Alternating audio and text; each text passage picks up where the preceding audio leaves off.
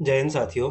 तत्वण सिर्फ मध्य प्रदेश वार्षिक current affairs जो आता है, ये उसकी पहली क्लास है और अपने निर्धारित समय से कुछ लेट हो गई है। तो उसके लिए पहले तो हम क्षमा चाहेंगे कि जिस तारीख को ये क्लास आनी थी उस तारीख को नहीं आ सकी है। तो उसके लिए एक बार फिर सॉरी बोलते हैं हम आपके लिए। और आज से ये क्लासेस शुरू हो रही है। एमपीजीके की भी क्लासेस चल रही हैं तो वो भी रुकी हुई हैं अभी, तो आपको वह भी कल से देखने को मिलेंगी वापस से। एमपीजीके की क्लासेस आ रही हैं। यूनिट 9 के कंप्लीट वीडियो परीक्षा धाम बुक से कंप्लीट करा दिया गया है। प्ले लिस्ट में आप जाएंगे तो आपको वीडियो मिल जाएंगे। एमपीजीके के लिए भी एमपीजीके के मैराथन वीडियो डले हुए हैं, तो मैराथन नाम से एक प्ले लिस्ट है, उसको भी आप जा सकते हैं। तो चैनल पर जाएं और प्ले लिस्ट को देख सकते हैं। स्वास्थ्य संबंधी दिक्कतों के चलते हुए क्लास क्या है, थोड़ी सी लेट हो गई है ना। और क्लासेस आज से वापस से शुरू हो रही हैं, तो निश्चित रूप से कोशिश करेंगे कि कंटिन्यू आपको क्लास मिले। ये हमारी कोशिश है, तो ज़रूर आपको कंटिन्यू क्लासेस मिलेंगी। देखो, अब बात कर लेते हैं इस बुक की। ये सिर्फ मध्य प्रदेश के नाम से करंट अफेयर्स निकाला जाता है, तत्वाण की बुक है। और ये इसमें वार्षिक करंट अफेयर्स है जो कि 2024 एमपीपीएससी का जो नया सिलेबस है उस पर उसी पैटर्न पर बनाई गई है। इसमें हम देखेंगे कौन कौन से टॉपिक। तो इसकी ये जो अनुक्रमणिका है ना, इंडेक्स है, इसको आप एक बार देख लेंगे और हम सीधे चलते हैं। हमारे पास क्या है, देखो समय हमें बचाना है और कम समय में ज़्यादा चीज़ें पढ़नी है। तो हम क्या करते हैं, अनुक्रमणिका का एक आप इन स्क्रीनशॉट ले लीजिए, इसको आप देख लेंगे बाद में। या तो आपके पास ये बुक होनी चाहिए है ना, या फिर आप वीडियो से काम चलाना चाहते हो तो 1 से 2 बार आपको रिवीजन जरूर करना है। रिवीजन ही है जो सफलता दिलाएगा। तो जो लोग, क्या होता है, 1 नंबर से 2 नंबर से रह जाते हैं, 2-4 नंबर से रह जा रहे हैं, उनके साथ यही प्रॉब्लम आती है कि रिवीजन की वजह से, कंफ्यूजन की वजह से 1-2 क्वेश्चन उनके गलत हो जाते हैं और उनका रह जाता है प्रीलिम्स। तो ऐसा हमें नहीं करना है। इसके लिए क्या करना होगा, रिवीजन करना होगा। हमारा पहला टॉपिक जो है नवीन मंत्रिमंडल एवं मध्य प्रदेश विधानसभा, इस पर हम आते हैं। उससे पहले हम पद्म सम्मानों की बात कर लेते हैं जो 2024 में मध्य प्रदेश के व्यक्तित्वों को प्रदान किया गया है। एक बार मैं पानी पी लूँ, 1 मिनट का समय, कुछ ही सेकंड का समय लेता हूँ आपका, फिर हम वीडियो शुरू करते हैं।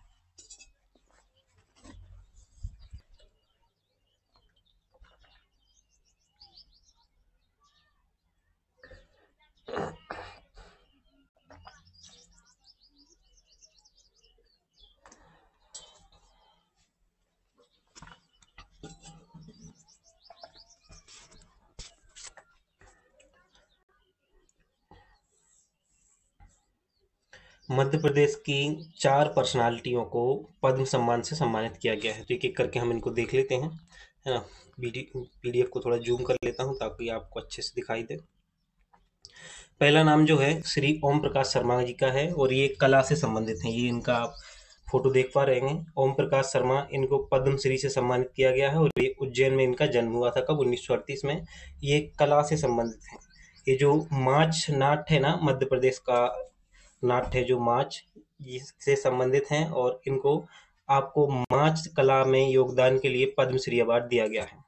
इन्होंने औरत भली रामकली फिल्म में, औरत भली रामकली फिल्म जो है उसमें अदाकार और सह संगीत निर्देशक की भी भूमिका निभाई है। इनके जो पिता थे पंडित शालीग्राम शर्मा, इन्होंने माच कला की शिक्षा अपने दादाजी उस्ताद कालूराम शर्मा से ली थी।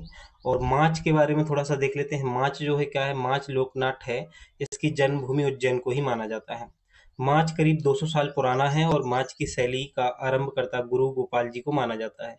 माच मध्य प्रदेश का लोकनाट्य है। तो पूछा जा सकता है मध्य प्रदेश का लोकनाट्य कौन सा है, तो क्या है, माच है। मध्य प्रदेश से संबंधित जो भी जानकारी है ना, स्टैटिक वाली, इसमें थोड़ी थोड़ी दी हुई है, लेकिन उसके लिए हमारी परीक्षा धाम बुक की सीरीज चल रही है तो उसको भी आप देख सकते हो। तो पहला नाम श्री ओम प्रकाश शर्मा का नाम याद रखना है। उज्जैन में इनका जन्म हुआ है, उज्जैन से संबंधित हैं। और इनको जो, इनकी फिल्म है औरत भली रामकली, इसमें ये अदाकार रहे हैं, साथ ही सह संगीत निर्देशक भी रहे हैं। और माच जो है, उज्जैन में माच नाट्य का जन्मभूमि मानी जाती है और करीब 200 साल पुराना ये नाट्य है। और मध्य प्रदेश का लोकनाट्य भी है माच। अब हम बात करते हैं दूसरा नाम जो है श्री कालूराम बामनिया। क्या है, श्री कालूराम बामनिया। ये भी कला से संबंधित है। इनको कला के क्षेत्र में पद्मश्री दिया गया है। क्या मिला है, पद्मश्री। इनका जन्म जो है देवास में हुआ है। तो पूछा जा सकता है कालूराम बामनिया कहाँ से संबंधित हैं, देवास जिले से संबंधित हैं। अंतर्राष्ट्रीय ख्याति प्राप्त कबीरवाणी के लोक गायक और अंतर्राष्ट्रीय आर्टिस्ट कालूराम बामनिया को कला के क्षेत्र में उल्लेखनीय योगदान के लिए पद्मश्री पुरस्कारों से नवाजा गया है। मध्य प्रदेश के मालवा क्षेत्र में कबीर, गोरखनाथ, बन्नानाथ और मीरा जैसे भक्ति कवियों के गाने की एक जीवंत परंपरा से ये संबंधित हैं। कौन? श्री कालूराम बामनिया जी। इनको कला के क्षेत्र में पद्मश्री दिया गया है, इसको याद रखना है। देखो, केंद्र सरकार ने पद्मश्री पुरस्कारों की घोषणा कर दी है और 132 हस्तियों को इस बार पद्म पुरस्कारों से सम्मानित किया जा रहा है, जिसमें 4 हस्तियां मध्य प्रदेश की पद्मश्री से सम्मानित की गई हैं। तीसरा नाम देखें हम तो श्री भगवती लाल राजपुरोहित का है। ये साहित्य एवं शिक्षा से संबंधित है। किससे? साहित्य एवं शिक्षा से संबंधित हैं श्री भगवती लाल राजपुरोहित। इनको साहित्य और शिक्षा के क्षेत्र में क्या मिला है? पद्मश्री सम्मान मिला है। ये धार जिले से संबंधित हैं और इनकी कर्मस्थली जो है वो उज्जैन रही है। तो धार जिले से इनमें इनका जन्म हुआ है और कर्मस्थली रही है उज्जैन। तो क्वेश्चन में इस बात पे ध्यान देना है कि कर्मस्थली पूछी जा रही है या जन्मस्थली पूछी जा रही है ना। इनकी जो किताब है राजा भोज का रचना विश्व और उज्जैनी और महाकाल, इन्होंने ही लिखी है। तो राजा श्री भगवती लाल राजपुरोहित जो हैं, राजा भोज का रचना विश्व और उज्जैनी और महाकाल इनकी पुस्तक है। इन्होंने मालवी भाषा में सेज को सरोज उपन्यास भी लिखा है और कालिदास के मेघदूत का मालवी भाषा में हलकारों बादल नाम से रूपांतरण किया गया है। भोज पुरस्कार, डॉक्टर राधाकृष्ण सम्मान एवं बालकृष्ण नवीन पुरस्कार से भी ये सम्मानित हो चुके हैं श्री भगवती लाल राजपुरोहित, जिन्हें साहित्य के क्षेत्र में पद्मश्री दिया गया है। तो भगवती लाल राजपुरोहित के बारे में इतनी बातें आपको याद रखनी है। कितना ज्यादा कंटेंट जहाँ याद रखने की जरूरत तो नहीं है, क्योंकि क्वेश्चन सीधे ऐसे ही आता है कि जैसे क्वेश्चन आता है भगवती लाल राजपुरोहित का संबंध किससे है, तो साहित्य एवं शिक्षा से है। ऐसा भी पूछा जा सकता है कि मध्य प्रदेश की 4 हस्तियों को पद्मश्री पुरस्कार मिला है, निम्नलिखित में से कौन उनमें शामिल है? तो इन 4 में से कोई एक नाम हो सकता है। श्री सत्येंद्र सिंह लोहिया ये खेल से संबंधित हैं। ये आप इनकी तस्वीर देख पा रहे हो, है ना, सत्येंद्र सिंह लोहिया। इनका जन्म जो है भिंड जिले में हुआ है। कब? 1987 में इनका जन्म भिंड जिले में हुआ है सत्येंद्र सिंह लोहिया का। और ये आयरलैंड के नॉर्थ चैनल को पार करने वाली एशिया के पहले पैरा स्विमर हैं। कैसे हैं? पहला पैरा स्विमर हैं।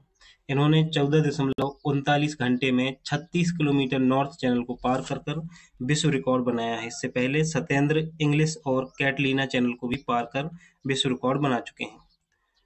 सत्येंद्र जो हैं, इनको वर्ष 2014 का विक्रम अवार्ड, 2019 का तेंजिंग नॉर्गे राष्ट्रीय साहसिक अवार्ड भी मिल चुका है। तो ये तो थी पद्म पुरस्कारों से संबंधित कुछ महत्वपूर्ण चीजें। अब हम आते हैं जो हमारा पहला टॉपिक है, नवगठित नवीन मंत्रिमंडल जो है उस पे आते हैं। तो सबसे पहले हम मुख्यमंत्री की बात करेंगे। मध्य प्रदेश में नए मुख्यमंत्री बनाए गए हैं, ये जैसा कि आप जानते हो श्री डॉक्टर मोहन यादव जी। डॉक्टर मोहन यादव मुख्यमंत्री बनाए गए हैं और मुख्यमंत्री करेंगे कौन कौन से विभाग हैं इनके पास, तो इसको देख लेते हैं एक बार। मुख्यमंत्री के पास इतने सारे विभाग हैं। आमतौर पर मुख्यमंत्री के पास अधिकतर विभाग होते हैं। इनके पास कौन कौन से विभाग हैं एक बार देख लेते हैं। तो ये गृह मंत्री भी हैं मध्य प्रदेश के, सामान्य प्रशासन भी इनके पास है, जेल मंत्री भी हैं, औद्योगिक नीति एवं निवेश प्रोत्साहन विभाग भी इनके पास है, जनसंपर्क, नर्मदा घाटी विकास, विमानन, खनिज साधन, लोक सेवा प्रबंधन, प्रवासी भारतीय एवं ऐसे समस्त विभाग जो किसी अन्य मंत्री को नहीं सौंपे गए हैं, वो डॉक्टर मोहन यादव जी ने अपने पास रखे हुए हैं। अब थोड़ा सा इनके बारे में व्यक्तिगत जानकारी देख लेते हैं। तो डॉक्टर मोहन यादव का जन्म जो है वो उज्जैन में 1965 में हुआ था। मध्य प्रदेश के नवनियुक्त मुख्यमंत्री उज्जैन दक्षिण सीट से विधायक हैं। किस सीट से हैं? उज्जैन दक्षिण सीट से विधायक हैं। उन्हें राज्यपाल मंगूभाई पटेल ने 13 दिसंबर 2023 को पद और गोपनीयता की शपथ दिलाई है। डॉक्टर मोहन यादव कार्यकाल की दृष्टि से प्रदेश के 33वें तथा व्यक्तिगत तौर पर प्रदेश के 19वें मुख्यमंत्री बनाए गए हैं। तो देखो, कार्यकाल की दृष्टि से तो ये 33वें हैं, लेकिन व्यक्तिगत तौर पर हैं 19वें मुख्यमंत्री, यह भी याद रखना है। विशेष की बात करें तो भारतीय संविधान के अनुच्छेद 164 के प्रावधान के अनुसार मुख्यमंत्री की नियुक्ति राज्यपाल करता है। किस अनुच्छेद के तहत? तो अनुच्छेद भी आपको याद रखना है, अनुच्छेद 164 के तहत मुख्यमंत्री की जो नियुक्ति है राज्यपाल के द्वारा की जाती है। इस बार क्या है, 2 उप मुख्यमंत्री बनाए गए हैं, एक तो जगदीश देवड़ा जी और दूसरे राजेंद्र शुक्ल। तो पहले उप मुख्यमंत्री के बारे में जान लेते हैं। इनके पास वित्त विभाग भी है, वाणिज्य कर विभाग और योजना आर्थिक एवं सांख्यिकी विभाग भी है। साथ ही जो राजेंद्र शुक्ल उप मुख्यमंत्री बनाए गए हैं, इनके पास लोक स्वास्थ्य एवं परिवार कल्याण, साथ ही चिकित्सा शिक्षा विभाग भी सौंपा गया है इनको। सबसे पहले हम जगदीश देवड़ा जी की बात करते हैं। तो इनके बारे में व्यक्तिगत जानकारी देखें तो इनका जन्म जो है वो रामपुरा नीमच जिले में हुआ है। तो जगदीश देवड़ा का जन्म रामपुरा नीमच जिले में हुआ है और ये मंदसौर जिले की मल्हारगढ़ सीट से विधायक हैं। कहाँ से हैं? मंदसौर जिले की मल्हारगढ़ सीट से विधायक हैं। उन्हें राज्यपाल मंगूभाई पटेल ने 13 दिसंबर 2023 को पद और गोपनीयता की शपथ दिलाई है। और जो राजेंद्र शुक्ल जी हैं, ये रीवा में 1964 में इनका जन्म हुआ है और ये रीवा सीट से ही विधायक हैं। उन्हें राज्यपाल ने 13 दिसंबर 2023 को पद और गोपनीयता की शपथ दिलाई है। तो ये तो थे। इस बार क्या है, 2 डिप्टी सीएम बनाए गए हैं। तो कौन-कौन से? एक तो नाम याद रखना है आपको सीधे, जगदीश देवड़ा और राजेंद्र शुक्ल, इतना याद रखना है। अब हम आते हैं 2 और महत्वपूर्ण पदों पर। तो गोपाल भार्गव प्रोटेम स्पीकर बनाए गए थे इस बार। मध्य प्रदेश के सागर जिले की रहली से 9 बार विधायक गोपाल भार्गव को प्रोटेम स्पीकर नियुक्त किया गया है, जिन्हें राज्यपाल माफ कीजिएगा, जिन्हें राज्यपाल मंगूभाई पटेल ने 14 दिसंबर 2023 को पद एवं गोपनीयता की शपथ दिलाई है। तो प्रोटेम स्पीकर कौन बनाए गए थे इस बार? गोपाल भार्गव जी बनाए गए थे, जो कि रहली विधानसभा, सागर जिले की जो रहली विधानसभा है, उससे 9 बार विधायक नियुक्त हुए हैं। और नरेंद्र सिंह तोमर की बात करें तो ये विधानसभा के 19वें अध्यक्ष बनाए गए हैं। तो अभी विधानसभा के अध्यक्ष कौन है? नरेंद्र सिंह तोमर हैं, 19वें अध्यक्ष बनाए गए हैं। नरेंद्र सिंह तोमर का जन्म जो है 12 जून 1957 को ग्वालियर में हुआ था और आप मुरैना जिले की दिमनी विधानसभा सीट से विधायक चुने गए हैं। आप पूर्व में केंद्रीय कृषि एवं किसान कल्याण मंत्री भी रह चुके हैं। कौन? नरेंद्र सिंह तोमर। ये अभी कौन है? वर्तमान में मध्य प्रदेश विधानसभा के 19वें अध्यक्ष हैं। उमंग सिंघार जो है नेता प्रतिपक्ष हैं, तो ये भी बहुत महत्वपूर्ण पद है ना। तो इसको भी देख लेते हैं। तो पूछा जा सकता है सीधे कि वर्तमान में मध्य प्रदेश विधानसभा में नेता प्रतिपक्ष कौन है? तो उमंग सिंघार हैं। कौन है? उमंग सिंघार। ये 23 जनवरी 1974 को धार में इनका जन्म हुआ था। उमंग सिंघार का कहाँ पर? धार जिले में। आप धार जिले की गंधवानी सीट से विधायक हैं। किस सीट से? गंधवानी सीट से विधायक हैं। आपने मध्य प्रदेश विधानसभा के नेता प्रतिपक्ष के रूप में 18 दिसंबर 2023 को पदभार ग्रहण किया है। विशेष की बात करें तो ऐसे सबसे बड़े विपक्षी दल के नेता को सदन में विपक्ष नेता या नेता प्रतिपक्ष के रूप में मान्यता दी जाती है, जिसने सदन की कुल सीटों का कम से कम 10वें हिस्से पर विजय हासिल की हो। तो उस पार्टी के किसी एक व्यक्ति को क्या बनाया जाता है? नेता प्रतिपक्ष बनाया जाता है। अब हम बात करते हैं मंत्रिमंडल की। तो एक एक करके सभी मंत्रियों को देखेंगे।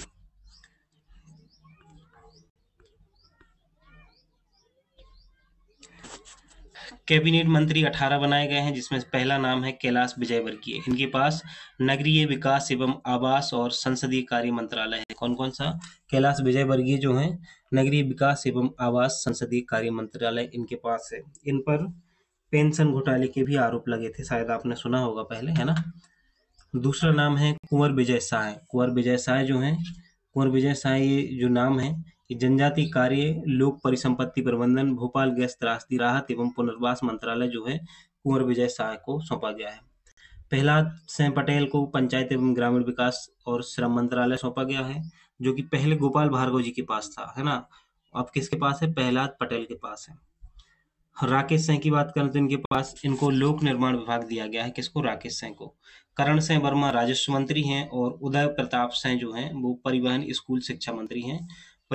उदय प्रताप सिंह परिवहन स्कूल शिक्षा मंत्री हैं। श्रीमती संपत्ति उइके, ये नाम विशेष रूप से याद रखना है क्योंकि महिला मंत्री हैं ये। तो श्रीमती संपत्ति उइके जो हैं लोक स्वास्थ्य यांत्रिकी विभाग इनको सौंपा गया है। तुलसीराम सिलावट जो कि बागी होकर कांग्रेस से भाजपा में आए थे, तुलसीराम सिलावट जल संसाधन मंत्री हैं। कौन है? जल संसाधन मंत्री हैं। ईदल सिंह कंसाना किसान कल्याण एवं कृषि विकास मंत्रालय इनके पास सौंपा गया है। अगला जो नाम है सुश्री निर्मला भूरिया जी का है। ये महिला एवं बाल विकास से संबंधित हैं। किससे हैं? महिला एवं बाल विकास के पास है, तो सुश्री निर्मला भूरिया जी के पास है। यह भी याद रखना है क्योंकि महिला एवं बाल विकास मंत्रालय शुरू से ही महत्वपूर्ण रहा है। हर एक परीक्षा में महत्वपूर्ण होता है महिला एवं बाल विकास मंत्रालय, और साथ ही महिला मंत्री होता है कोई तो वो तो नाम महत्वपूर्ण हो ही जाता है। तो एक तो सुश्री निर्मला भूरिया जी का नाम याद रखना है महिला एवं बाल विकास मंत्रालय के लिए, और श्रीमती संपत्ति उइके का भी नाम याद रखना है, लोक स्वास्थ्य यांत्रिकी विभाग इनके पास है।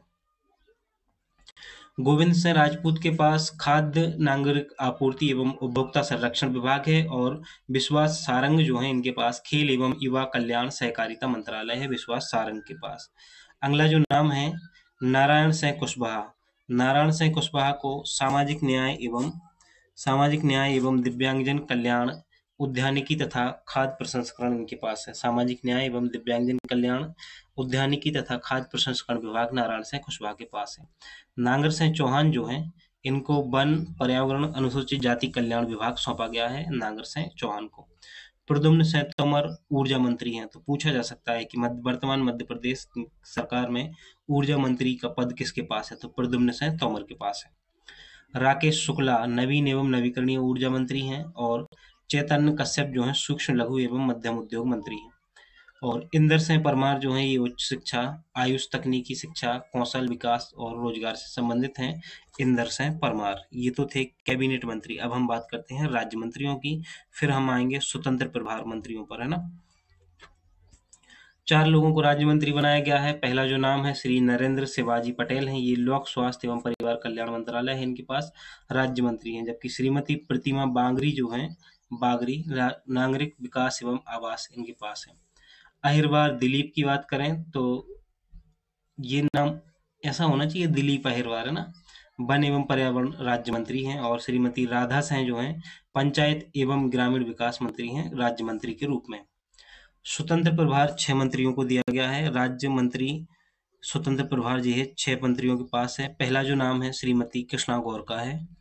श्रीमती कृष्णा गौर जो हैं ये पिछड़ा वर्ग एवं अल्पसंख्यक कल्याण, विमुक्त घुमंतु और अर्ध घुमंतु कल्याण विभाग इनको सौंपा गया है श्रीमती कृष्णा गौर को। धर्मेंद्र भाव सिंह लोधी जो हैं संस्कृति, पर्यटन, धार्मिक न्यास और धर्मस्व विभाग इनको सौंपा गया है। दिलीप जायसवाल को कुटीर एवं ग्रामीण उद्योग सौंपा गया है। कुटीर एवं ग्राम उद्योग जो है वो दिलीप जायसवाल को सौंपा गया है। गौतम टेटवाल को तकनीकी शिक्षा, कौशल विकास एवं रोजगार सौंपा गया है, गौतम टेटवाल को। और जो लखन पटेल हैं इनके पास पशुपालन एवं डेयरी विकास है। कौन सा है, पशुपालन एवं डेयरी विकास। ये स्वतंत्र प्रभार की बात हो रही है अभी। और जो अगला नाम है, छठा नाम, नारायण सिंह पंवार हैं, नारायण सिंह पवार, मछुआ कल्याण एवं मत्स्य विकास विभाग इनके पास है। तो ये तो थे अलग अलग प्रकार के मंत्री। हमने 3 प्रकार के मंत्री देखे, कैबिनेट, राज्य मंत्री और राज्य मंत्री स्वतंत्र प्रभार मंत्री देखे। तो इनको आपको दोबारा से एक बार और सुन लेना है ना। आप वीडियो को बैक करके सुन सकते हो या फिर दोबारा से भी, जैसे भी आप जब दोबारा से देखो वीडियो को। क्या रिवीजन बहुत महत्वपूर्ण है यार, रिवीजन के बिना कुछ नहीं होने वाला है। रिवीजन नहीं करोगे ना तो समझो कि फिर सफलता ना बहुत अधूरी है। मध्य प्रदेश के मुख्यमंत्री और उनका कार्यकाल यहाँ पर दिया हुआ है ना। अभी तक 33वें क्रम के मुख्यमंत्री डॉक्टर मोहन यादव बनाए गए हैं कार्यकाल के अनुसार, और व्यक्तिगत तौर पर 17वें हैं। तो हम बात कर लेते हैं। प्रथम जो मुख्यमंत्री हैं पंडित रविशंकर शुक्ल को बनाया गया था। ये मध्य प्रदेश के पहले मुख्यमंत्री बनाए गए थे। और सबसे लंबे कार्यकाल की बात करें तो सबसे लंबा जो कार्यकाल है श्री शिवराज सिंह चौहान का रहा है। ये सबसे लंबे कार्यकाल तक मध्य प्रदेश के मुख्यमंत्री रहे हैं। और जो वर्तमान में मुख्यमंत्री हैं वो डॉक्टर मोहन यादव हैं, जो कि दक्षिणी उज्जैन सीट से विधायक हैं। ये लिस्ट दी हुई है तो हम इनके नाम देख लेते हैं बस, है ना, कार्यकाल याद रखने की जरूरत नहीं है। मध्य प्रदेश के पहले मुख्यमंत्री पंडित रविशंकर शुक्ल बनाए गए। उनके बाद श्री भगवंत राव मंडलोई आए, फिर कैलाशनाथ काटजू आए, फिर भगवंत राव मंडलोई वापस से आए, फिर पंडित द्वारिका प्रसाद मिश्र आए, 2 कार्यकाल रहे, और फिर गोविंद नारायण सिंह आए। फिर राजा नरेश चंद्र सिंह, श्री श्यामाचरण शुक्ल, प्रकाश चंद्र शेट्टी, फिर श्यामाचरण शुक्ल वापस आए, कैलाश जोशी, वीरेंद्र कुमार सखलेचा, सुंदर लाल पटवा, श्री अर्जुन सिंह, फिर अर्जुन सिंह वापस से मुख्यमंत्री बने, मोतीलाल वोरा, फिर अर्जुन सिंह वापस से मुख्यमंत्री बने, और फिर मोतीलाल वोरा वापस से मुख्यमंत्री बने। श्री श्यामाचरण शुक्ल, सुंदरलाल पटवा, दिग्विजय सिंह 2 कार्यकाल रहे, और फिर उमा भारती का कार्यकाल शुरू हुआ। उमा भारती का कार्यकाल बहुत ही छोटा सा रहा, और उसके बाद श्री बाबूलाल गौर मुख्यमंत्री बने, और उसके बाद एक लंबे कार्यकाल के समय मध्य प्रदेश के सबसे लंबे कार्यकाल संभाला शिवराज सिंह चौहान ने। उसके बाद 18 महीने की सरकार श्री कमलनाथ जी ने चलाई, और फिर श्री शिवराज सिंह चौहान वापस से सत्ता में आए। और अभी जो वर्तमान में मुख्यमंत्री हैं 33वें क्रम के डॉक्टर मोहन यादव हैं। कौन है, डॉक्टर मोहन यादव वर्तमान में मुख्यमंत्री हैं 13 दिसंबर 2023 से।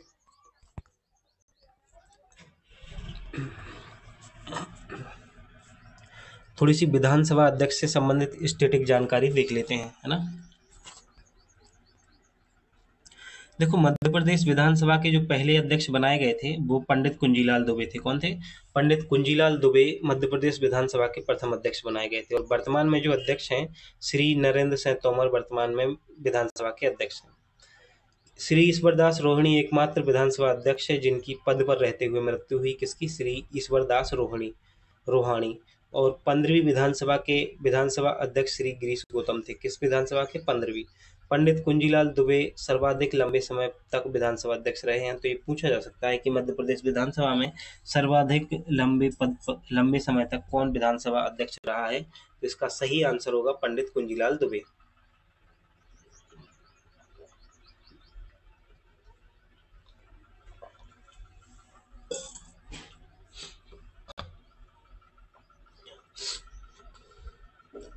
थोड़ा सा प्रोटेम स्पीकर के बारे में देख लेते हैं। प्रथम विधानसभा के लिए प्रोटेम स्पीकर जो हैं वो श्री काशी प्रसाद पांडे जी को बनाया गया था। तो मध्य प्रदेश की प्रथम विधानसभा जब गठित हुई तो उसके जो पहले विधानसभा प्रोटेम स्पीकर बनाए गए थे वो थे काशी प्रसाद पांडे। और अभी जो 16वीं विधानसभा है उसके लिए प्रोटेम स्पीकर चुने गए थे श्री गोपाल भार्गव, जो कि रहली विधानसभा से हैं। सागर जिले में रहली विधानसभा है और ये लगातार 9 बार विधायक रहे हैं, अभी भी हैं वर्तमान में। कुछ महत्वपूर्ण फैक्टों को देखें तो श्री काशी प्रसाद पांडे को सर्वाधिक बार प्रोटेम स्पीकर बनने का गौरव प्राप्त हुआ है।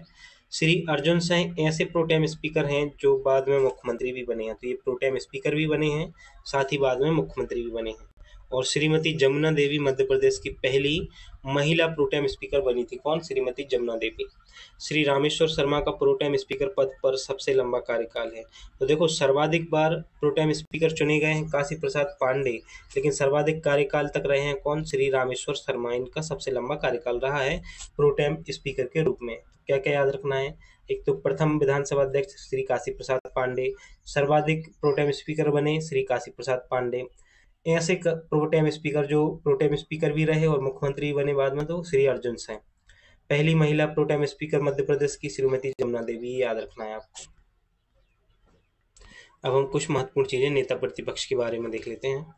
तो देखो, मध्य प्रदेश के जो प्रथम नेता प्रतिपक्ष हैं वो बनाए गए थे विश्वनाथ यादव राव तामस्कर। कौन? विश्वनाथ यादव राव तामस्कर मध्य प्रदेश के प्रथम नेता प्रतिपक्ष बनाए गए थे। और वर्तमान में श्री उमंग सिंघार जो हैं वो वर्तमान नेता प्रतिपक्ष हैं। कौन? श्री उमंग सिंघार। श्री वीरेंद्र कुमार सकलेचा मध्य प्रदेश के एकमात्र ऐसे व्यक्ति हैं जो नेता प्रतिपक्ष, उप मुख्यमंत्री और मुख्यमंत्री तीनों रहे हैं। तो जो वीरेंद्र कुमार सकलेचा जी हैं ना, ये मुख्यमंत्री भी रहे हैं, उप मुख्यमंत्री भी रहे हैं और क्या रहे हैं, और ये नेता प्रतिपक्ष भी रहे हैं। जमुना देवी मध्य प्रदेश की एकमात्र ऐसी महिला थी जिन्होंने नेता प्रतिपक्ष, प्रोटेम स्पीकर और उप मुख्यमंत्री ये तीनों ही पद संभाले हैं। 15वीं विधानसभा में डॉक्टर गोविंद सिंह से पूर्व श्री कमलनाथ व गोपाल भार्गव भी नेता प्रतिपक्ष रहे थे। अब हम आते हैं मध्य प्रदेश के मुख्यमंत्री जो नेता प्रतिपक्ष रहे हैं। तो मध्य प्रदेश के ऐसे मुख्यमंत्री जो नेता प्रतिपक्ष रहे हैं तो वीरेंद्र कुमार सकलेचा, श्री श्यामाचरण शुक्ल, श्री द्वारिका प्रसाद मिश्र, श्री कैलाश जोशी, श्री अर्जुन सिंह, श्री सुंदरलाल पटवा और श्री बाबूलाल गौर और श्री कमलनाथ, ये वो मुख्यमंत्री हैं जो नेता प्रतिपक्ष रहे हैं कभी ना कभी।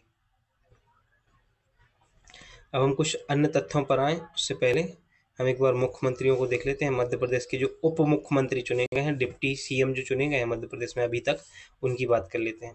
देखो, सबसे पहले जो प्रथम डिप्टी सीएम चुने गए थे मध्य प्रदेश में वो 1967 में। कब? 1967 में वीरेंद्र कुमार सकलेचा। कौन? वीरेंद्र कुमार सकलेचा जो उप मुख्यमंत्री रहे हैं और साथ ही ये मुख्यमंत्री बनाए गए थे।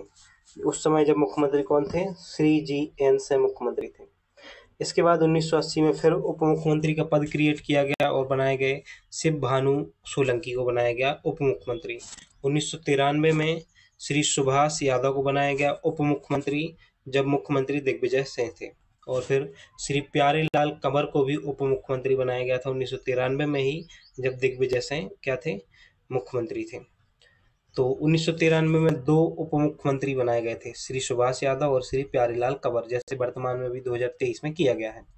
1998 में दिग्विजय सिंह जब मुख्यमंत्री थे तो श्रीमती जमुना देवी जी को क्या बनाया गया? उप मुख्यमंत्री बनाया गया।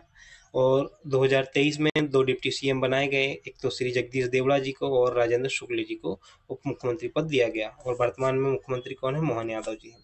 अब हम कुछ महत्वपूर्ण तथ्यों को और देख लेते हैं, उसके बाद फिर आगे बढ़ेंगे। ये जो अन्य महत्वपूर्ण तथ्य लिखा होता है ना, ये बहुत महत्वपूर्ण फैक्ट होते हैं, यहाँ से क्वेश्चन मिल जाते हैं देखने को। श्री कैलाशनाथ काटजू जो हैं ये उड़ीसा तथा बंगाल राज्य के राज्यपाल रहे हैं। तो श्री देखो, कैलाशनाथ काटजू जो हैं उड़ीसा और बंगाल राज्य के राज्यपाल भी रहे हैं, साथ ही मध्य प्रदेश के मुख्यमंत्री भी रहे हैं। कैलाशनाथ काटजू। श्री गोविंद नारायण सिंह प्रदेश की पहली संविध सरकार में मुख्यमंत्री रहे। कौन? श्री गोविंद नारायण सिंह। और श्री नरेश चंद्र सिंह राजा मध्य प्रदेश के प्रथम आदिवासी मुख्यमंत्री रहे हैं। तो ये पूछा जा सकता है कि मध्य प्रदेश के प्रथम आदिवासी मुख्यमंत्री कौन बनाए गए थे? तो नरेश चंद्र सिंह बनाए गए थे। नरेश चंद्र सिंह राजा बनाए गए थे।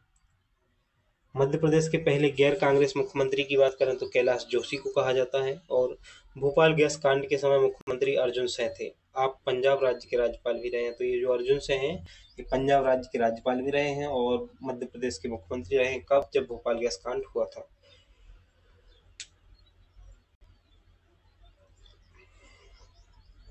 जो श्री मोतीलाल वोरा जी हैं, श्री मोतीलाल वोरा जी, ये उत्तर प्रदेश राज्य के राज्यपाल भी रहे हैं। श्री दिग्विजय सिंह के कार्यकाल में मध्य प्रदेश में पृथक होकर छत्तीसगढ़ राज्य का निर्माण हुआ और सुश्री उमा भारती मध्य प्रदेश की प्रथम महिला मुख्यमंत्री के रूप में शपथ ली थी।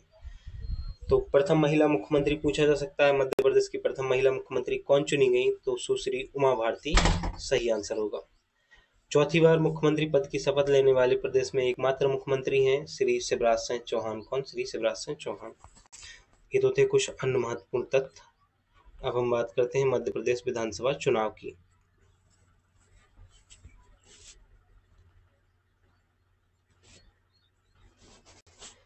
तो मध्य प्रदेश विधानसभा चुनाव 2023 जो हैं बहुत इंटरेस्टिंग चुनाव रहे थे। सबको लग रहा था कि सत्ता परिवर्तन होगा, लेकिन भाजपा की जो है अभूतपूर्व विजय हुई और जो वोट परसेंट है लेकिन उसमें ज़्यादा अंतर नहीं देखने को मिला है ना। जो लोग रुचि लेते हैं, इंटरेस्ट लेते हैं पॉलिटी में, तो वो जानते होंगे कि पॉलिटिक्स जो है बहुत गंदे किस्म की पॉलिटिक्स चल रही है अभी। सरकारों को जोड़ तोड़ करना और ईडी का जिस तरीके से प्रयोग हो रहा है और भी महत्वपूर्ण चीज़ें चल रही हैं देश में, तो आपकी उन सब पे थोड़ी बहुत नज़र होनी चाहिए, है ना। क्योंकि किस तरीके से क्या क्या चीज़ें होती हैं और क्या होने वाला है आगे, इसका अनुमान बैठा पाना बहुत मुश्किल हो गया है। अभी तो सुप्रीम कोर्ट ने फटकार लगाई और एसबीआई ने इलेक्ट्रोल बॉन्ड जारी किए और इलेक्शन कमीशन ने उसको जैसे ही अपलोड किया अपनी वेबसाइट पर, तो सारी की सारी जानकारी खुल के आ गई सामने कि किसको कितने बॉन्ड मिले हैं, क्या मिला है। अच्छा, इंटरेस्टिंग बात ये है कि जहाँ भी ईडी का छापा पड़ता है ना, कि जैसे ही ईडी का छापा पड़ता है उसके बाद कुछ समय बाद उस कंपनी ने इलेक्ट्रल बॉन्ड दिए हैं किसी ना किसी पार्टी को। ये जो कनेक्शन है ना, ये बहुत पेचीदा कनेक्शन है। साथ ही इलेक्ट्रल बॉन्ड के बारे में आपने देखा होगा, इलेक्ट्रल बॉन्ड की जो रिसिप्ट मिलती थी ना, और जो इलेक्ट्रल बॉन्ड दिया जाता था कि जिसने खरीदा, जैसे मान लो आपने इलेक्ट्रल बॉन्ड खरीदा और आप पहुंचे कहाँ पर, जिसको आपको देना है, आपने 1,000 रुपये का, मान लो, ये मानने कह रहे हैं, मान लो आपने एक इलेक्ट्रल बॉन्ड खरीदा और 1,000 रुपये का खरीदा था, आपने उसको लिया और किसी पार्टी को दिया, तो उस पे जिसने उसको खरीदा है ना इलेक्ट्रल बॉन्ड को, उस पर नाम नहीं होता था, है ना।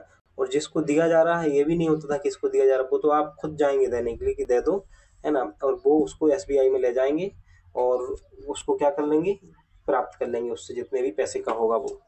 लेकिन अभी जो जानकारी निकल के आई है, ये अभी का आंकड़ा बता रहे हैं हम, 1-2 दिन पहले का ही, उसमें एक चीज़ बहुत महत्वपूर्ण निकल के आई कि उस पर लेजर लाइट मारेंगे ना इलेक्ट्रो बॉन्ड के पत्र पर, तो उस पर एक यूनिक नंबर दिया होता था। वो जारी किया जब एसबीआई ने, तब पता चला, तब सब कुछ ये सिस्टम निकल के आया। लेकिन ये जो जानकारी अभी निकल के आई, हासिल हुई है, कि सरकार को पहले से ही जानकारी होती थी कि कौन किस पार्टी को कितना चंदा दे रहा है ना। तो ये तो गलत था ना कि सरकार को पहले से जानकारी है, सेंट्रल गवर्नमेंट को, और बाकी लोगों को कोई जानकारी नहीं है।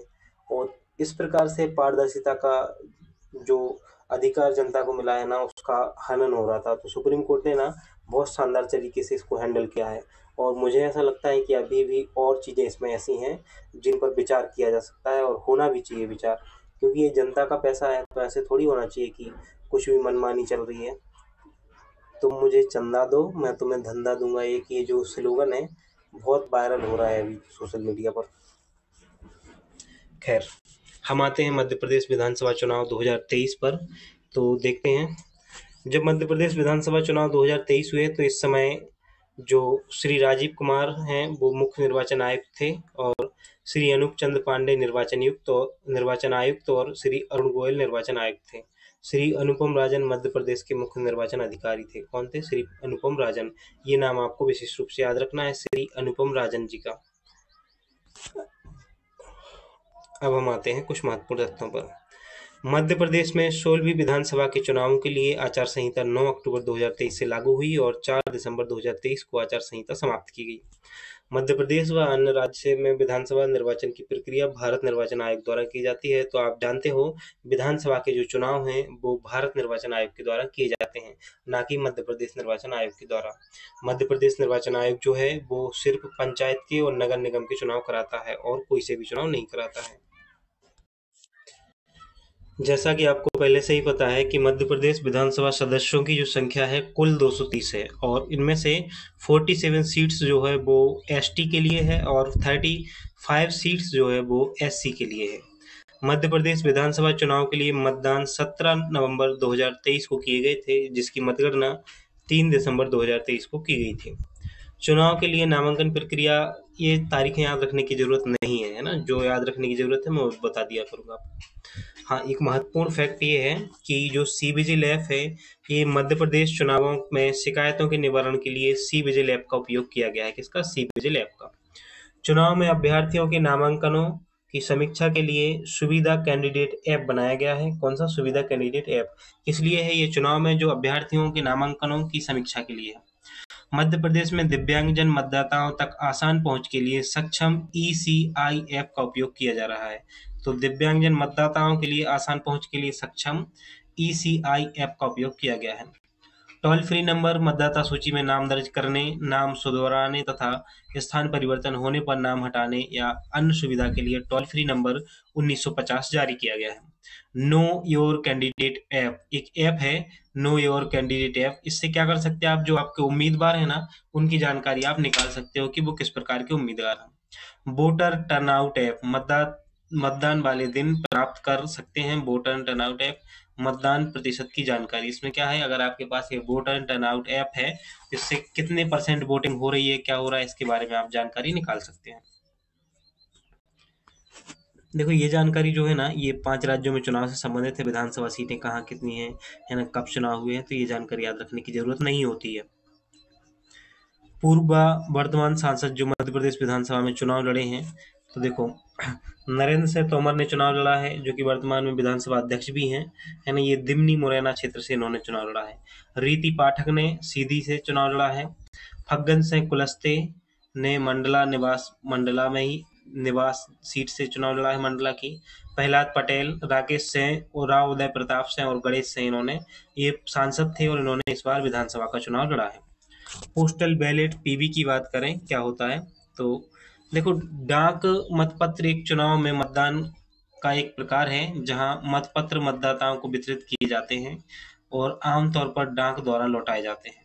तो ये होता है पोस्टल बैलेट। एबसेंटी वोटर क्या कहलाते हैं? ऐसे व्यक्ति जो सामान्य मतदाता मतदान वाले दिन किन्हीं कारणों से वोट डालने में असमर्थ हैं, तब ऐसे व्यक्तियों को आयोग द्वारा मेल से वोट डालने की अनुमति दी जाती है। इसे बोलते हैं एबसेंटी वोटर। क्या बोलते हैं? एबसेंटी वोटर बोलते हैं।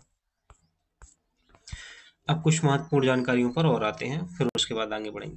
देखो भारत चुनाव आयोग जो है ना, ये अनुच्छेद 324 के अंतर्गत 26 जनवरी 1950 को बना था। 25 जनवरी 1950 को भारत चुनाव आयोग का गठन किया गया। किस अनुच्छेद के तहत? संविधान के अनुच्छेद 324 के तहत। और जो प्रथम चुनाव आयुक्त थे वो बनाए गए थे सुकुमार सेन। कौन बनाए गए थे? सुकुमार सेन बनाए गए थे। राइट टू वोट जो है ये भारतीय संविधान के अनुच्छेद 326 में वर्णित है और इसका क्वेश्चन जो है मैंने कम्युनिटी पोस्ट में लगाया था, जिसका आंसर बहुत से लोगों ने सही दिया था। अगर आपको भी एमसीक्यू लगाने में इंटरेस्ट है तो आपको एमसीक्यू बहुत सारे कम्युनिटी पोस्ट में मिल जाएंगे, तो वहां जाएं और आप एमसीक्यू उनसे लगा सकते हैं। डेली उस पर एमसीक्यू आते हैं, तो उनको लगाइए और जांचिएगा कि आपका जो लेवल है वो कितना है ना। ईवीएम के बारे में बात करें तो ईवीएम जो है, ईवीएम का अर्थ होता है इलेक्ट्रॉनिक वोटिंग मशीन। पहला तो इसका फुल फॉर्म है, आपको याद रखना है। इसका उपयोग चुनाव के दौरान मतदाताओं द्वारा किए गए वोट को रिकॉर्ड करने के लिए किया जाता है। इस मशीन में 2 इकाइयां होती हैं, एक तो कंट्रोल यूनिट होती है और एक होती है बैलेट यूनिट। भारत में ईवीएम का पहली बार उपयोग केरल राज्य में 1982 में नॉर्थ पेराबुर विधानसभा सीट के लिए उपचुनाव में हुआ था। तो कब हुआ था ईवीएम मशीन का पहली बार प्रयोग? केरल राज्य में हुआ था। एक और मशीन ईवीएम के साथ ही लगी रहती है जिसे वीवीपीएटी कहा जाता है, वीवीपीएटी कहा जाता है। इसका फुल फॉर्म जो होता है voter verifiable paper audit trail होता है। वीवीपीएटी का पूर्ण रूप है। इसका उपयोग मतदाताओं को यह सुनिश्चित कराने के लिए किया जाता है कि जो वोट उन्होंने डाला है सही कैंडिडेट को गया है। वीवीपीएटी का सबसे पहले प्रयोग अप्रैल 2013 में नागालैंड विधानसभा की नोकसैन सीट के उपचुनाव में किया गया था। तो ईवीएम का सबसे पहले प्रयोग केरल राज्य में हुआ है और वीवीपीएटी का सबसे पहले प्रयोग कहाँ पर, विधानसभा, नागालैंड की विधानसभा में हुआ है। एक होता है ईवीएम जो होती है ना मशीन, उसमें सबसे नीचे नोटा का बटन होता है। नोटा का अर्थ होता है नन ऑफ द अबव। इस ऑप्शन का उपयोग किसी मतदाता द्वारा पसंद का उम्मीदवार नहीं होने की स्थिति में किया जाता है। ये जो ऑप्शन है ना ईवीएम मशीन में नोटा का, ये विचार योग्य है। इसको इस पे बहुत सारे वोट पड़ते हैं लेकिन उसके बाद भी इस पर कोई विचार नहीं किया जा रहा है। तो जरूर सुप्रीम कोर्ट को कुछ ना कुछ बोलना चाहिए कि इसका भी कुछ करना चाहिए, इतने सारे वोट इस पर डल रहे हैं। 16वीं विधानसभा में कुल 2533 उम्मीदवार चुनाव लड़े, जिसमें से 252 महिला और एक थर्ड जेंडर प्रत्याशी भी थी। सर्वाधिक 38 उम्मीदवारों ने अटेर भिंड विधानसभा क्षेत्र से नामांकन भरा था और इस विधानसभा चुनाव में छतरपुर की मल्हार विधानसभा क्षेत्र से आप पार्टी ने चंदा को अपना प्रत्याशी बनाया था, जो कि थर्ड जेंडर थी। कौन? आप पार्टी की चंदा। और आप पार्टी के राष्ट्रीय संयोजक अरविंद केजरीवाल जी गिरफ्तार हो चुके हैं एक शराब घोटाले के मामले में। अब चुनाव 2023 से संबंधित कुछ महत्वपूर्ण बातों को और देख लेते हैं। तो देखो, सबसे कम उम्र के जो विजयी प्रत्याशी रहे हैं उसमें अभिजीत साय हैं, जो कि हरदा जिले की टिमरनी सीट से हैं। तो ऐसे क्वेश्चन आते तो नहीं है ना, लेकिन फिर भी पैटर्न बदला है थोड़ा सा, तो देख लेते हैं। सबसे अधिक उम्र के विजयी प्रत्याशी रहे हैं, तो सबसे कम उम्र के रहे हैं अभिजीत साय और सबसे अधिक उम्र के रहे हैं नागेंद्र साय। कौन? नागेंद्र साय, जो कि गुंड सीट रीवा से है। गोपाल भार्गव भाजपा से हैं, जो कि रहली सीट सागर लगातार 9वीं बार जीतकर विधानसभा में पहुंचे हैं इस बार, और 1,07,047 मतों से जीते हैं। रमेश मेंदोला जी इंदौर 2 भाजपा सीट से विधायक हैं। मात्र 28 वोटों से जीते हैं अरुण भीमावद शाजापुर सीट से, ये भी भाजपा से ही विधायक हैं। मध्य प्रदेश में 16वीं विधानसभा का विशेष सत्र 18 दिसंबर से 21 दिसंबर 2023 तक चला। 16वीं विधानसभा का यह पहला सत्र था। 16वीं विधानसभा चुनाव में जीती महिला प्रत्याशियों की बात कर लेते हैं। तो हमने आपको पहले ही बताया है, महिला कैंडिडेट हमेशा से महत्वपूर्ण रही हैं। देखो, 16वीं विधानसभा में चुनाव में जीती महिलाओं में मध्य प्रदेश की जो 16वीं विधानसभा है उसमें महिला सदस्यों की संख्या है 27, जिसमें से 21 जो है वो भारतीय जनता पार्टी से जीत कर आई हैं और 6 कांग्रेस पार्टी से। इन महिला विधायकों के नाम इस प्रकार हैं। पहला जो नाम है श्रीमती सरला रावत से, ये संबलगढ़ से। प्रियंका मीणा पैची चाचौड़ा। निर्मला सप्रे बीना। चंदा सिंह गौड़ खड़गपुर और ललिता यादव छतरपुर। रामसिया भारती मल्हरा। श्रीमती उमा देवी खटीक हटा। प्रतिमा बागड़ी रेगांव सतना। रीति पाठक सीधी से। राधा सिंह चितरंगी से। मनीषा सिंह जयसिंह नगर से। मीना सिंह मानपुर। संपत्ति हुई के मंडला। अनुज भा मुंजारे बालाघाट। गंगा हुई के घोड़ा डोंगरी से। कृष्णा गौर गोविंदपुर भोपाल। गायत्री राजिद पवार देवास से। कंचन तनवे खंडवा से। छाया मोरे पंधाना। मंजू दादू नेपानगर। अर्चना चिटनीस बुरहानपुर। श्रीमती झूमा सोलंकी भीकनगांव। सेना पटेल जोबट। निर्मला सिंह भूरिया पेटलाबाद। नीना वर्मा धार से। मालिनी गौड़ इंदौर से और ऊषा इंदौर 4 से, और ऊषा ठाकुर जो है वो अम्बेडकर नगर से। इनके नाम याद रहे ना रहे ये और बात है, आपको इतना जरूर याद रखना है कि 16वीं विधानसभा में कुल महिला सदस्य जो हैं वो 27 है। कितनी है? 27 है।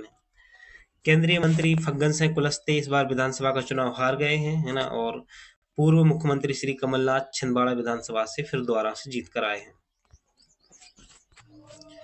16वीं विधानसभा चुनाव कुछ ऐसे तथ्य जो आपको इंटरेस्टिंग लगेंगे तो उनको भी देख लेते हैं।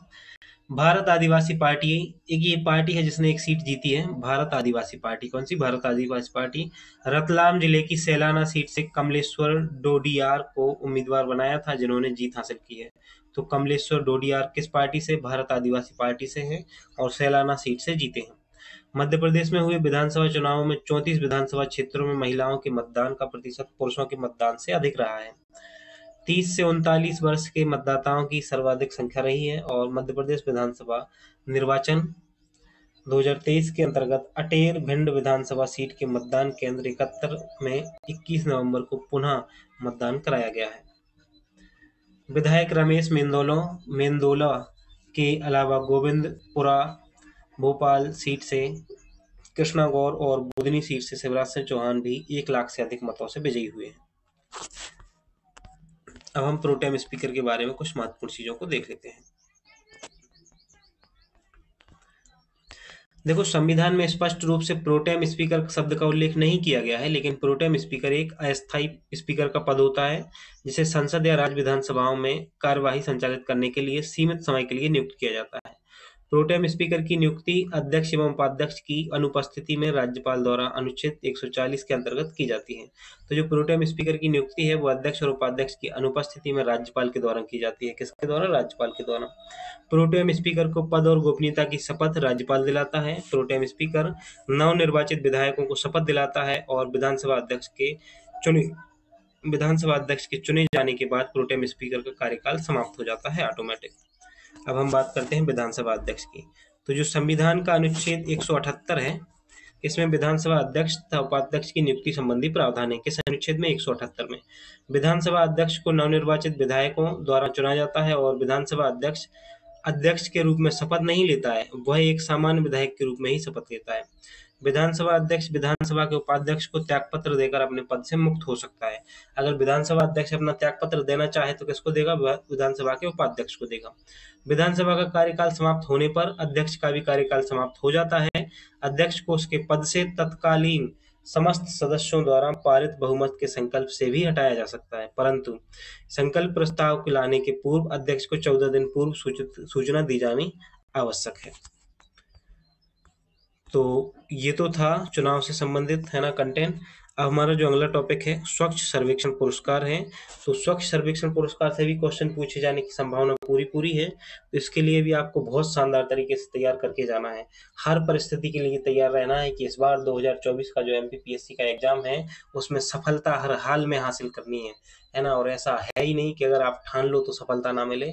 आपको संकल्प लेना पड़ेगा, आपको उस लेवल की तैयारी करनी पड़ेगी जिस लेवल के लिए आप 1-1, 2-2 नंबर से चूक जा रहे हो, या पहली बार एग्जाम दे रहे हो ना, तो पहली बार में ही जो सिलेक्शन का मजा है ना, किसी और अटेम्प्ट में है ही नहीं। तो स्वच्छ सर्वेक्षण पुरस्कार का जो वीडियो है ये नेक्स्ट वीडियो में कंप्लीट करेंगे इसको। इस वीडियो में इतना ही रहने देते हैं। वीडियो को लाइक, शेयर एंड सब्सक्राइब करें और अपने दोस्तों में शेयर भी करें।